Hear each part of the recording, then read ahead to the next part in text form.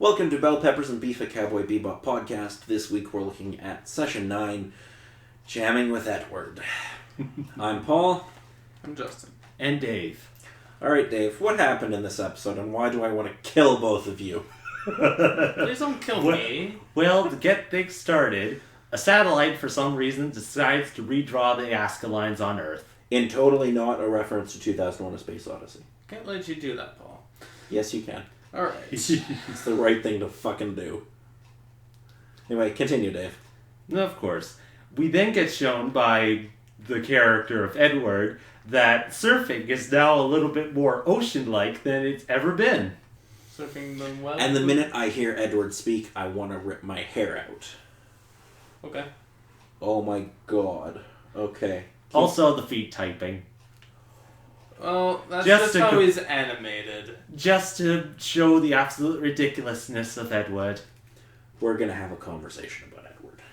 But continue on, Dave. We'll do that later. No, as it sort of is, I think the episode is just a whole bunch of Edward craziness and the Bebop kind of gets involved. Okay. Let's talk about Edward. We're not going there yet. I think we just said we were, Justin. No.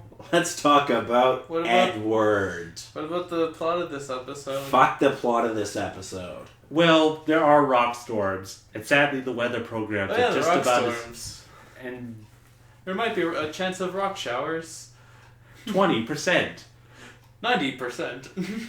The forecast coverage has changed to a 90%. Oh, now you decide to tell us. After Thank rock you. fell. Okay. So, anywho, supposedly some particular stuff is happening on Earth. The news is going along, and the Bebop is just minding its own business. Nothing ever And then they comes from mention Earth. that a bounty comes up. And of course, everybody's interested then. Well, except for Spike, but Spike is his own particular person. So yeah, and it's not too interesting. supposedly someone is trying to hack this satellite, supposedly, so they're putting a bounty on this alleged hacker. But, spoilers before we go too far, there is no hacker, the satellite just did it on its own. Yeah, if you're listening to the show and you haven't figured out we're going to spoil shit, I feel sorry for you. Yeah. I feel sorry for you because you're watching this episode, but that's beside the point. But more so, it's a little surprising. Cowboy Bebop burned its own audience. What do you mean? Well, Faye makes a comment that hackers are supposedly crazy, skinny otakus that aren't going to bother doing much anything aside from hacking stuff. I have to look at that one quote. One sec. Okay, so I have a question.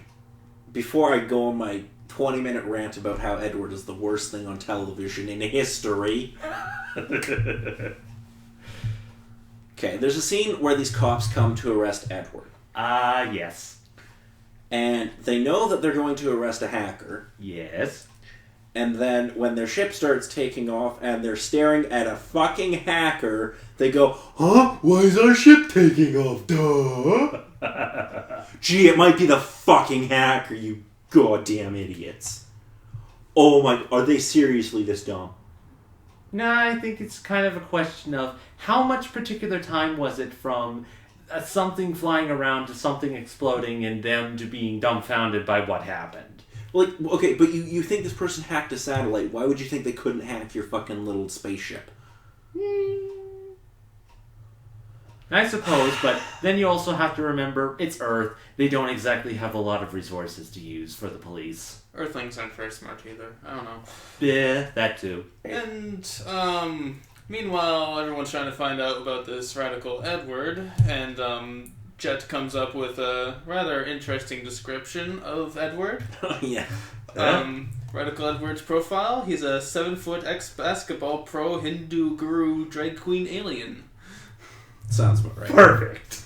It's about what Paul would probably describe him as well. Her, or, you know, it is a her. Meh. You just really botched that joke, dude. I know. Okay.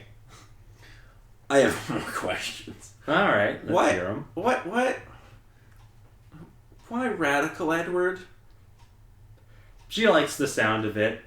Heck, she could use her entire full name in conversation. which sadly I never bothered to write down. Okay, so did she give herself the nickname Radical Edward, or did other people? Because I assumed it was other people. Nah. She might have taken it. Nah, but as it is Edward. I still don't understand why radical. So either it's because totally radical, or because... Or she's just that radical. Or because they have radical ideas. Well, Edward doesn't have a fucking idea in her head, so... Edward has many ideas in her head. No. Like joining the Bebop. Yeah, that idea was in there. Don't worry, she sticks with it until basically almost the last episode. Meh. Watch my descent into madness. Don't worry, she's on every episode. And of course, she's an amazing wordsmith. She came up with the name for the satellite. What, you guys don't remember MPU? Yeah, we have to have a chat about MPU later. Because... Oh, actually, you know what? Let's just do it now. Okay, so at the end, when they're about to blow up the satellite, Edward makes a copy of MPU. Wah. Now, I know when it comes to expecting the show to actually carry plot lines forward, I'm a crazy person. But this is going to come up later, right? Possibly. I'm fairly vague on the specific subject of that. Justin? This is going... Like, this seems like a major plot point. Oh, fuck me. Sorry, I can't remember right now, so I'm not able to tell you or spoil. I'm not sure if that would really spoil anything. But anywho's, before they decide to go after the satellite, Spike's kind of been his typical self and fairly aloof about this bounty. He's not exactly interested. The one thing we discover about Spike is not invested in a job until you add a decent percentage of death. Yeah. Some risk involved. Okay, fine, I'll go after it. Alrighty, what happens after that? Well, aside from all the laser beams, including Spike Ship's Dr. Octagonopus laser. I don't know what that means, but keep going. I'm just gonna let it go. That's a good idea. Spike connects the connection to the satellite, and Ed downloads MPU and creates a copy of him, and they send the copy off to the police to be caught as a bounty, and MPU now has a friend in Edward, and it's awesome and fun, and yay-ness. I feel sorry for MPU. So, first thing, I think it's to be made a point. Sure, the bounty was handed in, and the crew did the job, but then Big Shots, the TV show, decides to come on and gives the 411 of the fact that artificial life intelligence isn't exactly counted as a bounty. So yeah, you're not getting any money for this. So yeah, even though they succeeded at the bounty, they still didn't get any money for it because the bounty is an AI. And sadly, that's another strike on the bounties they did not get. Yeah. Yep. Okay. I have one question before I rant about Edward for an hour. Okay. With Big Shot. I have one question that I need answered. Okay. The chick in Big Shot, because I don't know if she's ever given a name. Okay. How the fuck does her top stay on? Little connection things that attach to the nipples. Magic. Yeah, that also probably works. They're drawn on. I spent far too long trying to figure out the physics of this, and it does not work. Staring at it for a long time, trying to figure out how does that stay on? Why isn't it coming up? And why are you wearing that? That's the other problem. Who? Dude. Sex appeal? Add why? It's a fucking animated character. So? Dude. No. I'm not gonna even bother. You probably don't even know, dude. I know about the creepy Japanese bullshit, but... Dude, it's not just Japanese. It's everybody to a certain percentage. Creepy fucking people who get off on cartoons. Blech. Whatever. It's creepy. It could be worse. Could be like people who really dig Lola Bunny's design in Space Jam.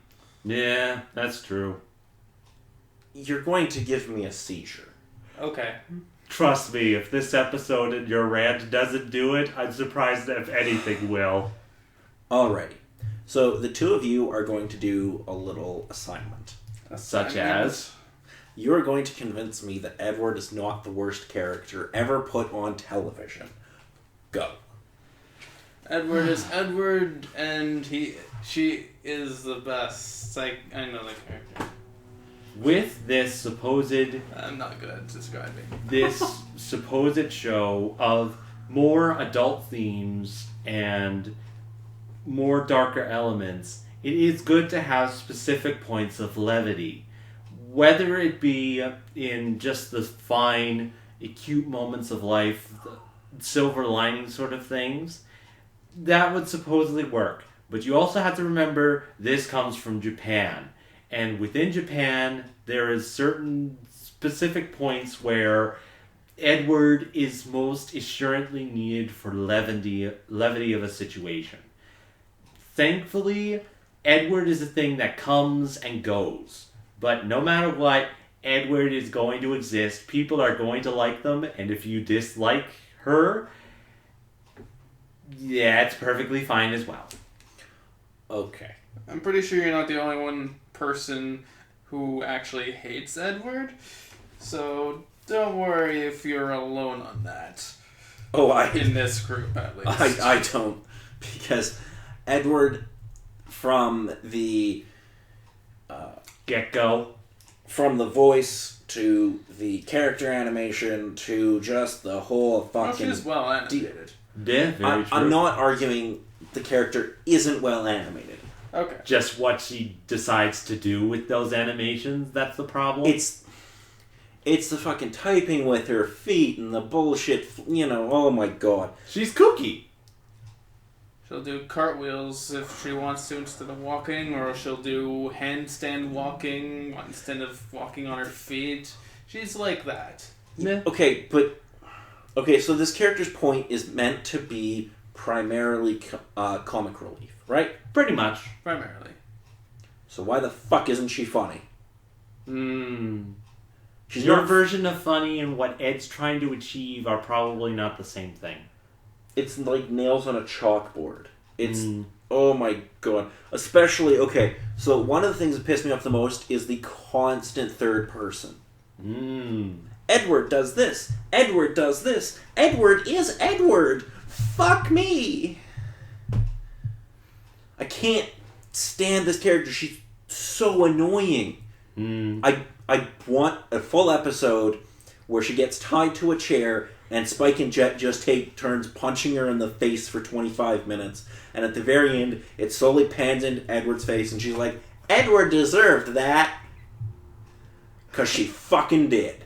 I think the interesting question is, do you think the Bebop deserved what happened to him? Or what happened after they supposedly double-crossed Edward?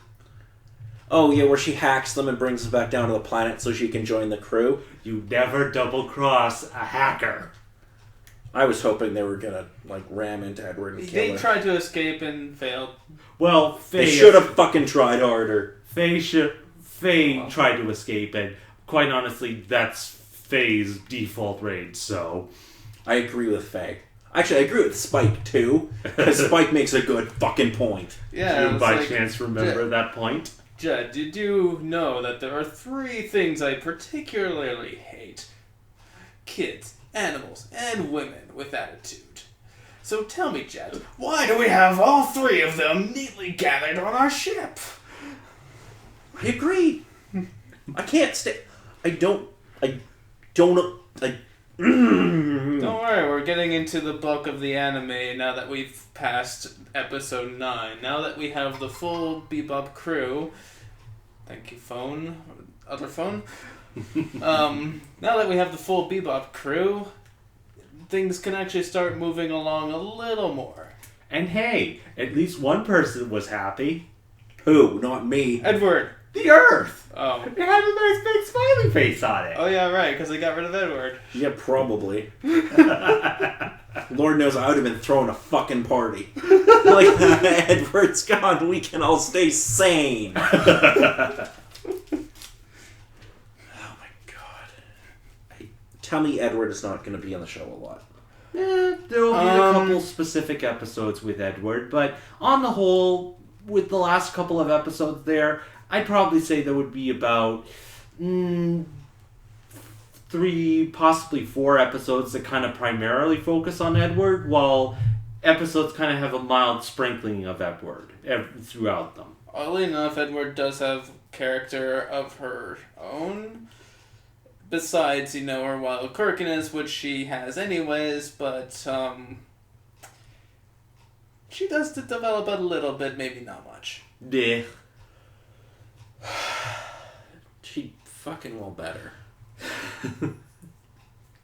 You would be happy when she's gone, probably, instead of completely sad like I was. Yeah. Does the episode I want where she gets tied to a chair happen? No. Damn it. Seriously, that probably would only happen in weird, strange slasher fanfics.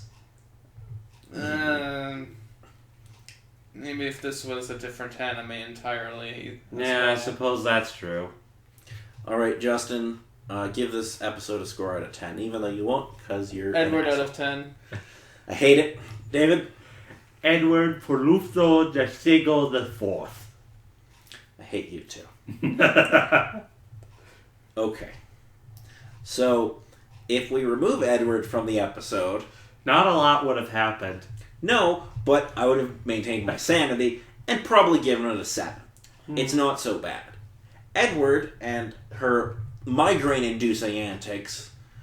Oh my god. This is by far my most hated episode.